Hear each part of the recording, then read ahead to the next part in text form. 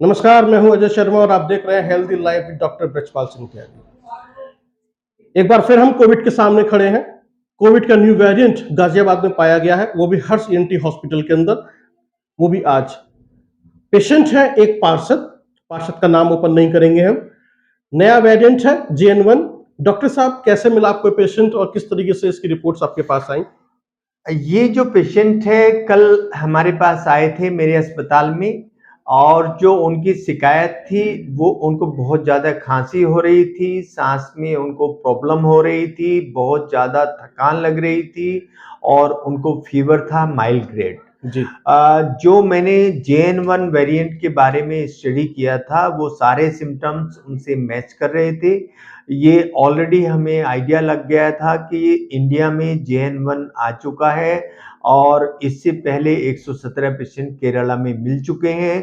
तो मेरा एकदम डाउट गया कि कहीं ये JN1 ना हो। हमने उनका एंटीजन टेस्ट किया, वो स्ट्रांगली पॉजिटिव आया। फिर RT-PCR टेस्ट किया, वो भी स्ट्रांगली पॉजिटिव आया। और ये अब यहाँ गाजियाबाद में और उत्तर प्रदेश में JN1 का आगाज हो चुका है, वो भी एक काउंसलर से। जी, एक काउंसलर से हुआ है, वो बाद में बात करेंगे कि कितना उनको अलर्ट रहना चाहिए या किस तरह उनके आसपास के लोग कितना टेस्टिंग करा लेनी चाहिए।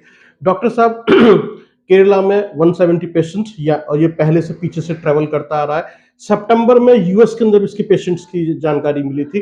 तो ये कितने देशों से ट्रेवल करके हमारे देश में पहुंचा है? ये अभी 12 कंट्रीज में ऑलरेडी ये फैल चुका है और उसमें यूएस भी है, यूरोपियन कंट्रीज भी हैं और उसमें चाइना भी है। अ, उनके साथ साथ ये यहाँ इसने आगाज दिया है। अभी वो शायद इंडिया में सिर्फ केरल से ये रिपोर्ट हुआ है। इस पे मैंने एक आर्टिकल भी लिखा था कि केरल क्यों सबसे पहले वहाँ कोई ऑर्गेनिज्म हमें मिल जाता है। क्योंकि केरल हेल्थ के मामले में नंबर 1 राज्य है 28 राज्यों में, और वहाँ का जो हेल्थ सर्विलेंस है वो बहुत अच्छा है। हमारा जो उत्तर प्रदेश है वो 18वें नंबर पर आता है सर्विलेंस के मामले में। तो इसका सिंपल रीजन ये हो सकता है क्योंकि ये खांसी जुकाम वाली जो बीमारी है, हम शायद इसकी ओर ध्यान ना देके इसके सैंपलिंग नहीं करते हैं, तो हमें इस बात का पता नहीं लगता है। डॉक्टर साहब, जिस तरीके से अभी आप बता रहे हैं ये कितना डेंजरस हो सकता है या ये माइल्ड है? देखिए, पिछला अभी हमने एक सेकंड वेव के बाद जो थर्ड वेव की बात आई थी, हमने पिछली बार भी डिस्कस किया था आपसे, तो माइल्ड था वो कोविड। ये माइल्ड है ये या फिर बहुत जल्दी तेजी से फैलेगा लोगों के बीच में? ये आया है वेरिएंट, ये आफ्टर म्यूटेशन आया है। तो इसके बारे में इमीडिएटली कुछ कहना कि ये बहुत माइल्ड है, मैं इस बात को इतनी जल्दी नहीं कहूँगा, क्योंकि जितने भी इम्यूनो कॉम्प्रोमाइज्ड पेशेंट हैं उनकी इस तरह से लिस्ट हो सकती है, जैसे कैंसर के पेशेंट होते हैं, ब्रेन अटैक के पेशेंट होते हैं, हार्ट अटैक के पेशेंट होते हैं, डायबिटीज के पेशेंट होते हैं, या बच्चे होते हैं जी।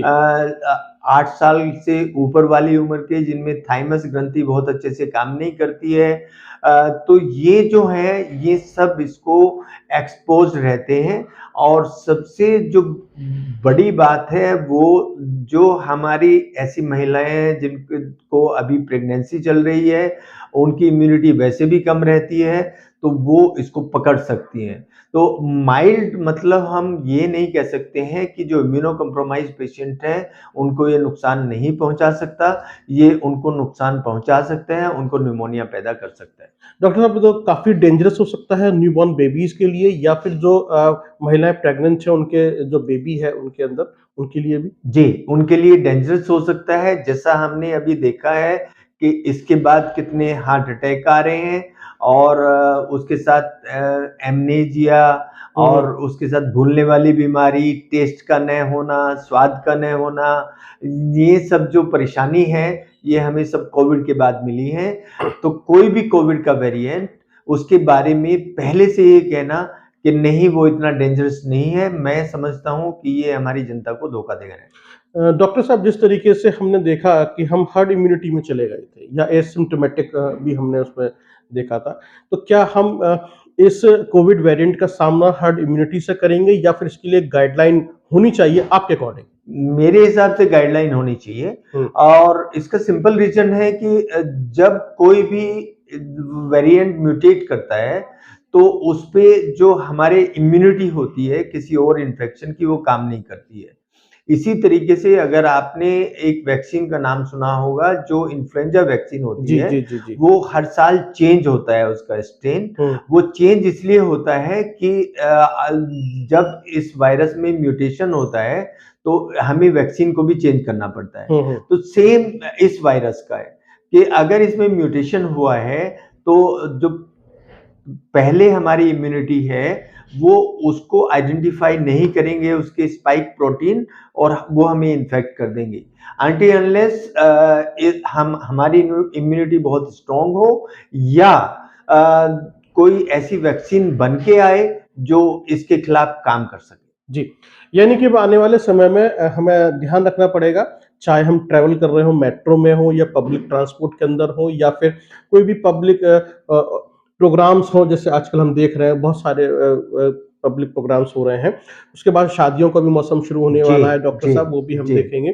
तो हमें अब पब्लिक प्लेस पे वही कोविड गाइडलाइन को फॉलो करना पड़ेगा जिसको हम करते चले आ रहे हैं। यानी कि हम ये कह सकते हैं कोविड जिंदा है, वो मरा नहीं है, वो गया नहीं है। जरा सी भी लापरवाही आपको किसी भी तरह के कोविड वेरिएंट के साथ इफेक्ट कर सकती है। तो डॉक्टर साहब, चलते चलते कितना डरने की जरूरत है और क्या क्या ध्यान रखें खान पान में, जो अक्सर आप गाइड करते हैं हमारे पेशेंट्स को? मेरे हिसाब से इम्यूनिटी अच्छी बनाने के लिए हमें अच्छी नींद लेनी है, थोड़ी मोड़ी एक्सरसाइज करनी है, हमें योगा करना है, अपने पैरासिम्पैथिक सिस्टम को स्टिमुलेट करना है, और हमारा जो खान पीन है उसको अच्छा रखना है। हमें हर तरह का रंग का खाना खाना है, हर तरह के रंग के फ्रूट्स खाने हैं, हर तरह का स्वाद हमारे खाने में होना चाहिए। ये एक सिंपल सी बात है जो हमें करना चाहिए, और उसके साथ साथ हमें पॉजिटिव रहना चाहिए हेल्दी रहने के लिए। ये सारी चीज़ें हम किसी भी इन्फेक्शन से लड़ सकते हैं, इन सब चीज़ों को अगर हम ध्यान में रखते हैं। जी, मेरे हाथ में ये जो रिपोर्ट है वो उसी पेशेंट की है जो कि पॉजिटिव पाया गया है आज इस हर्ष ईएनटी हॉस्पिटल के अंदर।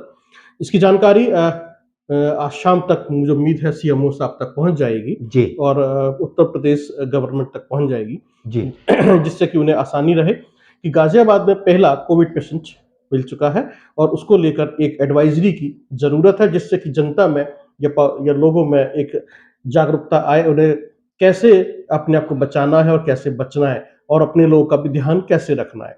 क्योंकि कोविड के ये केसेस बता रहे हैं कि कोविड कभी नहीं जाएगा, कोविड कभी खत्म नहीं होगा, we have to live with this. तो हमें हमेशा ध्यान रखने की जरूरत है। डॉक्टर साहब, थैंक यू सो मच हमसे बातचीत करने के लिए। Healthy life with doctor Brajpal Singh Tyagi. अगर आपको ये वीडियो पसंद आया हो तो आप इसे शेयर करें, सब्सक्राइब करें, लाइक करें, जिससे कि ज्यादा से ज्यादा लोगों तक सही और अच्छी जानकारी पहुंच सके, क्योंकि ये जनहित में है और लोगों को पता होना चाहिए वो कैसे अपने आप को कोविड जैसी गंभीर बीमारी से बचा सकते हैं। बहुत बहुत धन्यवाद।